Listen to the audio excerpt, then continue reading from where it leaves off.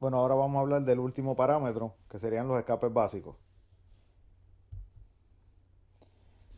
Si llegaras a estar en esta posición, tu mundo está acabado prácticamente.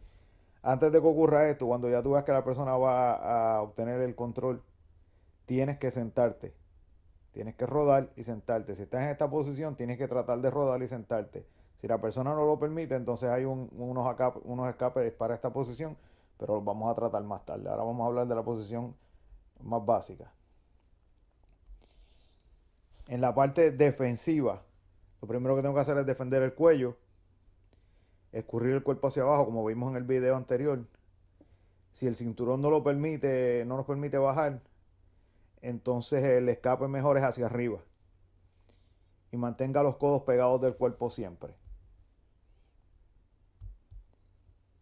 En los pasos defensivos tenemos que defender el cuello, mejorar la postura, decidir en qué dirección vamos a escapar, si vamos a escapar hacia abajo o hacia arriba, de acuerdo a las condiciones que tenemos. Tenemos que, después de que busquemos la forma de escapar, sacar los ganchos para permitirnos liberarnos y poder rotar. Controlar los brazos del oponente y, por último, evitar que el oponente mejore su posición, como en la foto esta. Decidimos escapar hacia arriba y la persona trata de montarse, pues entonces hay que defender esa pierna para que no se monte, para poder llegar a una posición neutral. Ahora aquí vamos a ver un video bien interesante sobre diferentes Hey guys, escapes. what's up? It's Eli with Night Jiu Jitsu and Aperture, and I wanted to show something by request today. I had somebody asking about back mount escapes. I was going to show some different escapes from different options about different points in time. You know, if you can be early, then, you know, be early, but obviously you got back mounted, so you made some mistakes to get there. So how far into it you are is going to determine the kind of escape that you're even able to use at the time. So I want to show some things that I think are good ideas and maybe mention some things that I don't think are great ideas. So a lot of escapes that I see happen from here, and this does happen, but it's a little less common, I think. So whenever we're working on back mount escapes and we start from this sitting up position like this, then we don't typically stay here for very long. So, you know, I'll show a couple from here, but again, this is very early and this is kind of a snapshot in time. So the first thing that I would want to do if I was able to stay seated like this is I don't want him to be able to get his hands around me at all. If I stay forward like this, then it's going to make it difficult for him to get a hold of me and pull me back. To even help anchor myself more, I can grab onto his feet like this. Right, so I can keep myself forward here, and then as he's trying to pull and everything like that, when I feel like the timing is appropriate, then I'm just going to take his 2 feet and I'm going to pull them up and apart off of me and shoot my hips forward this way. So it's kind of like shoot myself here forward, and then I'm going to turn back and face. And so now we're in a scramble. We're at an even position. Again, getting to an even position from such a bad position is a big upgrade. When you keep in mind that anything that you do from back mount, any position you get to out of that is pretty much an upgrade as long as you're not caught in a submission. So again, here, like this, if I can be early on this one here, I just stay leaning forward, I hold onto his feet so he's having trouble getting me like this, and then I pull the feet up and open, I scoop myself forward, and then I turn and I scramble and face back. If I was a little bit later and maybe, you know, I'm defending here, so a good idea, I think, you can go different kind of configurations about how you want to defend, but the biggest thing is that you seal the space and you keep your chin tucked. So I like to do the crossed hands here with my chin down like this, right? So whenever we get here, even if he is kind of fishing around me like this, I still consider this a fairly early escape. And if you watch what I do here, and my legs are open, if I turn my knees up, look what it does to his feet, how it raises his feet up like this. Once his feet are raised here, then I'm gonna dig my heels in, I'm gonna scoop my butt toward my heels this way, right? And once I scoot like that, now there's a lot of tension here. If I just straighten my leg, his leg tends to come off like that. Once I remove that hook, I turn and face this hook over here, drop my elbow to the inside, and he almost always has to post on this arm, so I'm already reaching for that arm as I turn over like this to grab, and then I'm gonna drive my head in so I can get kind of to a side control and already be past his legs. Again, that's kind of wishful thinking. If I am able to spin around and turn, face him, I'm over his leg, I'm already working into the guard past the side control, that's fantastic. But even if I turn around and I get caught in half guard or even full guard, I've still upgraded quite a bit, right? I keep in like this because he already has pulled me back a little bit. I turn my knees up so his feet float a little bit. I scoop my butt toward my heels. I get that leg off of me, bring this one back up, turn around, face, grab the arm, drive my head in, and reposition out and trying to go to side control from there. So if I do have trouble here like this, once I get this one removed and this leg, I don't feel like I can get underneath it, if this is sticking out far enough, I can use this foot here to help pick it up like this, and then look, both arms come underneath, I turn, and I can pass that leg like that.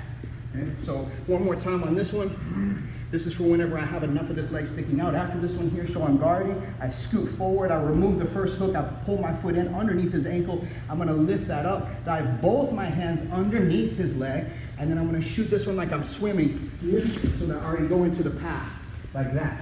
Okay? So that was a little opportunistic. If I see the leg sticking out like that and I can pull my foot underneath there like that, it's just something that if I'm ready for it, it makes for a nice built-in pass at the end of the escape. Let's go a little bit later into this though, because what's a little more likely to happen if he was good enough to get on my back and I made enough mistakes to get him there, and he establishes the seatbelt like this here, right? Then this is kind of difficult. So I know he wants to pull me one side or the other. Right? So if I'm ready for that, then I can prepare as he's pulling me to that side. So if he pulls me to this side, the choke is ready to go. If he pulls me to this side over here, he has a little bit of work to do. So let's first go to the underhook side. If we go to the underhook side here, I want to address the top arm, the choking arm here, and I want to keep this one clamped down, heavy on his arm like that. Now, as long as we stay with our hips lined up like this, then he's going to be able to control pretty well. He's got a strong bottom hook, and that's the most important hook for him. Not the top hook, but the bottom hook. Okay, working together, they're both important, but this one's the more important one here. So I want to keep this hand pulled down like this, attached to me. My chin is tucked the whole time. And then I want to pull my leg back a little bit here and start to rotate my hips out and thereby kind of diminish that hook there. Once there, here, I'm really concentrating most of my work on sitting on that bottom hook like this until finally I can scrape my hips over this way here. And then look, from here, me trying to pull his hands apart is not always the easiest thing in the world, but I know that if he wants to try to choke me or anything from here, it's gonna be kind of a chore for him. So I'm gonna pull here to create some tension, and whenever I release the tension, I'm gonna put my hand inside here like this to be able to kind of work myself out like that, and then finally turn and face him. I'm not gonna try to get too ambitious about scrambling up to the top because that might get me swept and remounted. I'm gonna try to avoid the remount if I can, and if he tries to get back on top of me, I'm gonna take my outside leg and hook it underneath his, so that's gonna make it pretty difficult for him to get any kind of clean position when he comes up to the top. One more time to go through that one. We get here, I want to pull that top hand. If I pull the top hand down, I'm already killing the bottom hand too. I want to clamp down on the elbow. I want to drive over to the side here, pushing myself toward the floor. And then look, I retract my foot a little bit here like this so I can start stepping out, getting my hips over that here. This way I pull some tension down on the hands here, and then I come up to try to get the hands apart right here. This makes it very awkward for his grip. So then I start working my hands inside this way. Then all my concentration goes on hooking his top leg here with my top leg on the outside. Now, if particularly with no gi, without the gi here, so he doesn't have the grips, and that creates some different options for him, so that's a different discussion for a different time. But what he typically wants to do here, no gi, is take me to the side where his arm is already available for like the rear naked choke. So if that's the case here, then I'm going to pull here like this, and as we go to drive to this side, I can also reach across here this way, so I put all the weight on this arm, so there's no way he's going to choke me with that bottom arm the one that he needs to. So he's going to have to readjust his grip, so I can wait for it, or I can maybe force it. But if I feel a looseness in his connection here, then I'm going to go down here like this. I want to get a baseball grip on the baseball bat grip on the wrist here like this, and then I want to start walking out here. Take this to the other side of me here, act like I'm gonna break it across my neck here, but I'm not going to, that's weird. And then I start walking my way out again until I'm sideways like this. So I change the angle, I'm not lined up with him any longer, I'm perpendicular to him. Once this is over here, I don't need to concentrate as much on this arm any longer. I can go down and concentrate here, this way. And again, I'm hooking the leg here, right? I'm not getting like too overly ambitious about jumping up to the top position, just preventing him from getting on top. Down here, after if you got the seatbelt established, and then if I feel him start to pull me this way, then I'm gonna cup that elbow here like this, right? I wanna try not to let him pull me back too much. I wanna try to make it more lateral. And so we get dropped to the ground here like this. And then I find whenever the connection is loose, because he opens that grip, then I wanna get a 2-on-1 on the wrist here like this. And I wanna pull this out across me and keep it here in front of me like this as I use that to help my shoulders rotate, then my hips rotate, and now I can concentrate all my efforts on shoulder walking back, block this here. So if he wants to try to get up to the top right now, that's gonna make it difficult for him. And I actually turn it into almost like a little butterfly sweep if I'm lucky. Again, guys, it really depends.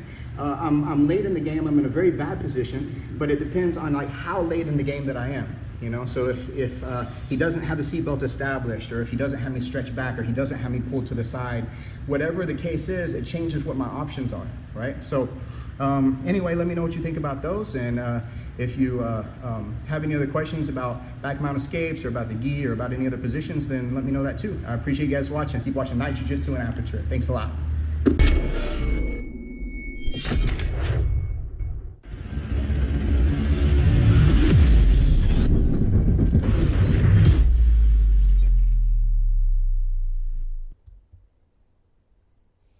Bueno, entonces ya todo por la posición de espalda. En la próxima vamos a discutir sobre la posición montada.